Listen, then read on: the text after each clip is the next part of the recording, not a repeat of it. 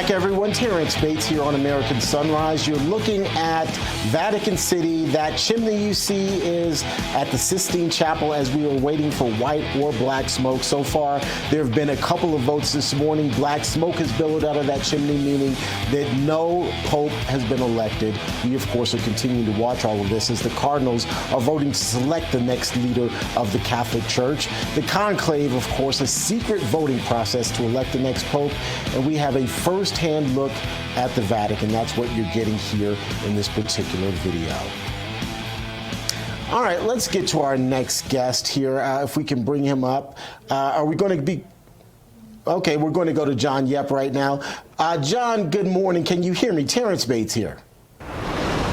Hear you loud and clear. All right.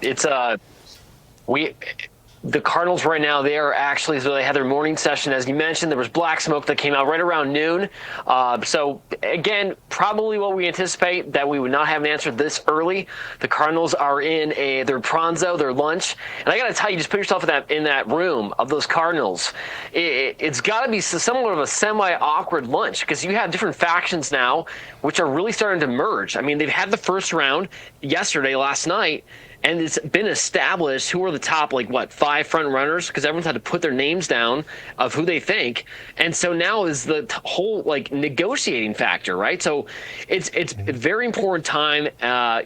We will have another smoke release probably around 7 o'clock this evening, and that could be white. So a lot of things going on. You see the square right there. It's kind of filed out a little bit during the lunch break, but I guarantee you, if it was anything last night, you're going to see 60, 70,000 people waiting around 7 o'clock tonight for the smoke.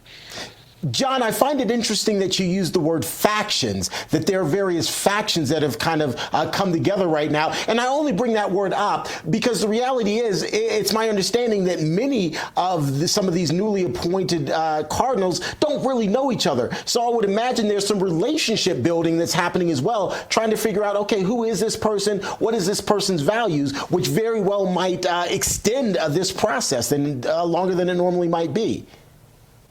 It is. Now, thanks to the advent of social media, out of the 2,000 years of Catholic Church history, this is arguably the most lay people involved conclave we've ever had, because of the amount of information that we, the people, so to speak, have put forth on social media. Even the actual binder that the Cardinals received, 500-page booklet, okay, which has all the Cardinals, what they've said before in the past, kind of giving them a grade on where they stand on the progressive Orthodox scale. That was produced by lay people. Literally, we were handed it to the Cardinals before they went in their sessions. So we pray that this has been a moment for them to kind of now that they're cut off from the outside, no electronics, nothing, they're able to digest all that information and kind of make that final determination. This is the man that's going to step out on that loggia and lead 1.2 billion Catholics worldwide. Just out of curiosity, in 20 seconds, based on your conversations with the many faithful who've come there to the Vatican, to St. Peter's Square, what is the expectation? What do they want from the next pope? Forget who. What is it in terms of value system, if you will, that you're hearing people generally want? Jesus Christ, John chapter 21, promised the world and told St. Peter, I want you to feed my sheep. He instituted that spiritual father 2,000 years ago. That's what those people want. They want their spiritual father back to guide them and be that visible representation of the Lord himself on this earth. So they've come from all walks of all over the globe, literally, to be here for this exciting moment, and glad that you and even C-SPAN's covering the chimney, right? So it's a big deal. John, we appreciate your time. Thanks for joining us there. I must admit, I'm a little jealous of you that you're there in the Vatican. Eat some pasta carbonara for me. It's my favorite Italian dish. When you get a break, eat some for me, please. Promise you I will, Terrance. My man. Thanks so much. John Yep reporting there from outside the Vatican City.